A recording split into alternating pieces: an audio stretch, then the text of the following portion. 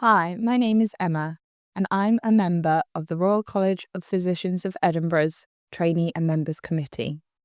The podcast episode you're about to hear was originally recorded in 2022, but due to the many changes to the IMT recruitment process, we've decided to do a bit of an update for 2025. So as well as my colleagues' voices, you'll hear myself giving you some small tips and tricks on the new process throughout this podcast. I do hope you find it useful for your application.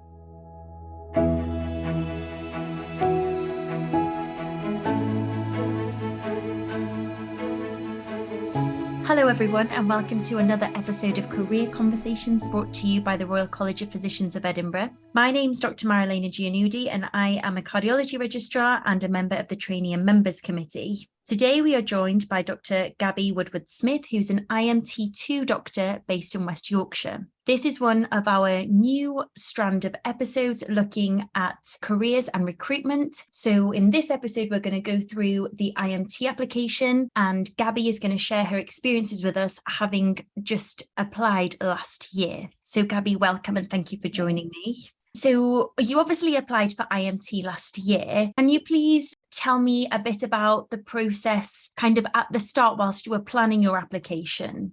Yeah, so at the start, I kind of think the first thing I did was sort of look at the timeline for things, which you can get off the IMT website, just so I could kind of work out when I needed to start applying and make a note of all the important dates for the application that I was going through. And then kind of from there, looked at how you actually apply, which is through the Oriel website, and then kind of made an account on there to kind of start the application process. Okay, and how long did you give yourself to actually complete the application? I think I gave myself I think I created the account and then I had maybe a month before the deadline to kind of get everything in, but I tried to get it done sooner than the deadline just so I knew it was all sorted and submitted. But I gave myself a bit of time to make sure that the application was okay and I'd filled everything in correctly before I submitted it. Okay, and then with regards to the application, you said it's all done via Oriel. And is that something that everyone needs to create a new account for, or how does that work? Yeah, I think I had to create a new account because my previous account, so if you'd applied for foundation program in the UK, that also uses Oriel. But I think my previous application was done through my university email address, so my account had been deleted. So I had to kind of start again, create a new account and go from there. But the website on the whole is quite easy to follow and quite self-explanatory. And like I say, if you've done foundation training in the UK, then a lot of people will be familiar with the website for applying anyway. It is important to say if you're applying from outside the UK, you will now need to be on the GMC register in order to submit an application. Those not on the GMC register will not be eligible to apply. Just for our listeners, I will make sure that you have a link for the Oriel website for this podcast. So, Gabby, you obviously created the account, and then how is the application actually laid out? So it's laid out in sections. I think there's sort of 5 major sections of the application in total. So on the website, you have to search for the IMT application and then kind of start from there. And then it's laid out in sections. So I think the first section was just a bit about personal information and employment history, where you'd worked before, what jobs you'd done in foundation or equivalent. And also if you'd had any time out of training, what you'd done in that time. So that was that kind of first section. And then there was a section about references, previous training issues, anything you've had issues with, you could put all that in a section as well. And then the main section was kind of your supporting information, which sort of aligned with the points system for IMT recruitment. Okay, so are those the so-called white space questions? The ones with the main section that you're talking about, is that something that you had to complete by answering questions? So there was a few bits which aligned exactly with the points scoring. So you had to then fill in the box what you'd done with regards to that point. So for example, for any additional qualifications you'd had for undergraduate degrees or otherwise, there was a box below that to say what you'd done, what you'd been awarded in that degree, and how that had kind of helped through your medical training and medical career. It is important to clarify that the form has a self-assessment section where you will score yourself against the self-assessment matrix on a number of domains. These domains include qualifications, publications, presentations, teaching, and quality improvement. There is then a section where you will be required to write your supporting information. This is justifications of why you've chosen this particular score for yourself. With regards to those questions, did you have to upload evidence with that as well? You no longer need to submit evidence for each domain and the score you've chosen for it. However, it is important that you have this evidence available should you be asked for it at a later stage in the application process. And I guess here is very important that anyone who is planning to apply for IMT should keep looking back at the website. Again, I'll post the link because what each job looks for will change from year on year. There were certainly changes last year. So it's really good to just keep an eye on the latest requirements that are needed of you. It is important to emphasise that this year, an additional 5 points have been added for a unique application to IMT or ACCS acute medicine. Therefore, the shortlisting scores will be out a total of 35, with 30 points being awarded for your self-assessment scoring and 5 points being awarded if you apply only to IMT or ACCS acute medicine. This is to reward commitment to specialty. In addition, this year applications for Scotland and then England, Wales and Northern Ireland will be separate, and you will not be able to apply for both regions. Gabby, do you have any tips for kind of completing the white space questions? I think just take a bit of time, and also mentioned to me, which really helped, was I sort of copied out the questions onto a separate Word document. So for people who aren't as familiar with Oriel, it times you out after, I think, an hour. But obviously there's quite a lot of questions and you can probably spend about an hour on each page starting to fill things in. But if you haven't saved it in that time, then you lose everything.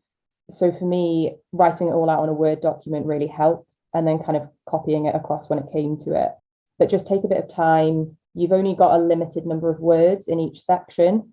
So you have to be quite concise and quite specific, but also try and sell yourself at the same time. So it did take me a bit longer to fill in those white space questions than any other part of the application.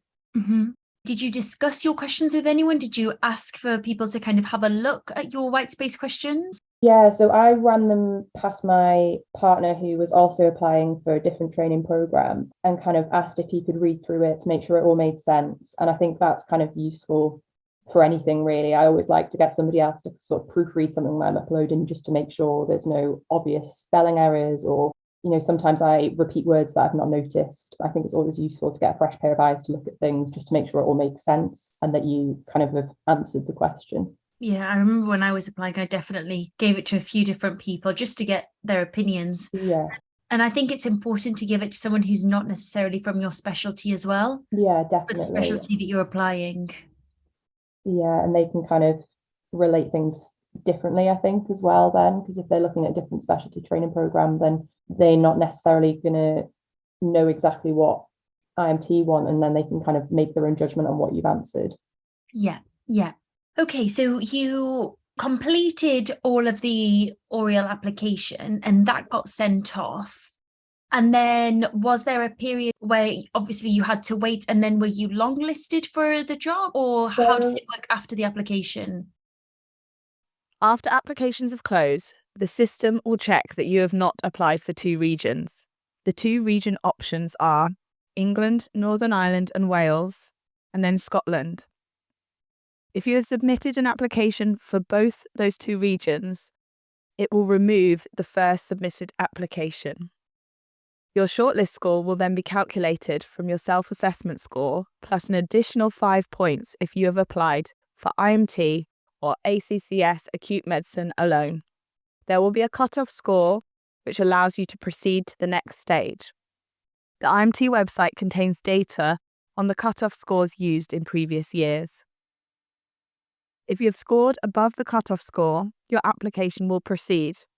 At this stage, it will be checked for meeting the basic person specification eligibility criteria. These are the criteria that make you eligible to do the job of an IMT doctor. If these criteria are met and you have achieved the shortlisting score cutoff, you will be invited to interview. There will then be a period of time where the interviews are carried out online. Towards the end of this period of time, You will be contacted and invited to make your programme preferences. There is lots of guidance as to how this happens on the IMT recruitment website. You will be able to see all of the programmes in the area which you have applied to. Remember, these two areas are England, Northern Ireland and Wales, or Scotland. You will then need to rank all of those jobs which you would consider taking in order from your top choice to your bottom choice. You can leave jobs that you would not consider accepting in the not wanted section. Once all interviews are complete, all applications in that area will be ranked based on their interview and portfolio or self-assessment score. Each candidate is then matched in order of ranking to their highest available programme preference. So I guess it's just about familiarising yourself with Oriel and actually really knowing what jobs you would be interested in applying for. Yeah. And obviously that's going to be different for everybody, but how did you make your decision with regards to ranking the jobs? Because I can imagine it's quite overwhelming when you're in that position to do that. Yeah, there's quite a lot to go through. I think for me, I knew there were certain jobs that I wanted during my IMT years that I hadn't already worked in. And I was kind of thinking, sort of going forward and being a medical registrar in the future, I'd like to have a bit of a broader base and make sure I covered all the main specialties. So I had a look and filtered jobs based on the ones that I wanted and ranked them higher than ones that didn't include them and kind of tried to do it that way. So having some sort of process makes it a bit easier. Mm-hmm. So I think, for example, I wanted a renal job because I'd never worked in renal. So I kind of filtered all of the ones that had renal in and then sort of went from there and had a look at what other jobs there were in and ranked it according to what I enjoyed in the other groups. Right. Okay. And obviously with IMT, everyone now must have an ICU placement and geriatrics placement. Can you see where that would lie within the job that you're applying for? Or during the time that you see the jobs on the application, is it just the specialties that you would be choosing to go into? No, so you can see the elderly and the ICU blocks in there as well. So you get a list, they're sort of split into, I think different deaneries do it slightly differently. In West Yorkshire, there's 6 jobs, you rotate every 4 months like you did in the foundation programme. I think some deaneries do it slightly differently where you have a bit less time on intensive care, but you can see where that would slot in. So all of them include, for West Yorkshire anyway, all of them included elderly and intensive care, and then you had 4 other jobs sort of floating around, whether they were in the middle or either side. So I kind of looked at those in terms of preferencing, I guess. That's great. And what would be, your advice for anyone thinking about applying for IMT, both with regards to actually getting the application done, but also with regards to what it's like to be an IMT doctor?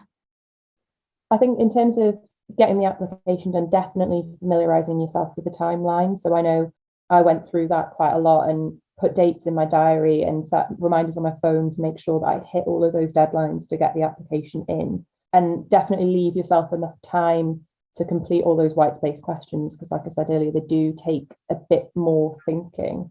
And then in terms of being an IMT, I guess it is good. I enjoyed having jobs that I wanted, but I don't think it necessarily matters all that much. So I think, yes, preferencing is good. And if you can get a job that you think you want or a job that you want experience in, that's good. But you're on call a lot, you float around different departments while you're on call, so you actually get a lot of experience in all of the specialties regardless of what job you get. I think it was nice to do the jobs that I thought I wanted that actually didn't really make a huge amount of difference during IMT1 in the grand scheme of things. Yeah, and I think that's a really important take-home message, actually, because we can all be quite upset if we don't get our top ranked choices and if we think that, it's going to have a long-lasting effect on our career. But ultimately, medicine is medicine. Unless you're going to go into a group 2 specialty, you're going to have to be a med reg. So actually having very broad knowledge is very useful. And IMT is set up specifically to give you the knowledge that you would need to be a good med reg. Yeah, and I think, even in elderly medicine, for example, and everybody has to do that, you see a lot of all different specialties and you get experience dealing with all different sort of emergencies just in that specialty. So even if you didn't have a cardiology job, you're probably going to come across cardiology during one of your other rotations anyway. Definitely. Okay, now I'm just a little bit conscious that I mentioned about Group 1 and Group 2 specialties. For anyone that's not aware, Group 1 specialties are those in which to progress from IMT to higher specialty training, you would need to complete 3 years of IMT, and Group 2 specialties, you would apply for high specialty training after 2 years of IMT. If you want to familiarise yourself more with this, then you can do that on the High Physician Training website. And again, I'll make sure that there are links available for that with this podcast. I think we've actually covered quite a lot of the application process today, Gabby. So thank you so much for taking the time to speak to me. We will continue with this podcast series, and we will have more podcasts on preparing yourself for the interview and what to do with regards to confirming your choices of job, or if you're thinking about changing jobs. So please stay tuned. But for now, I guess the only thing I have to do is thank you so much for your time, Gabby. No, thanks for having me. I hope you have found this updated episode helpful for your IMT application process. Remember, the IMT recruitment website has a lot of information which will be very helpful in your preparation process. I wish you all the best for your applications.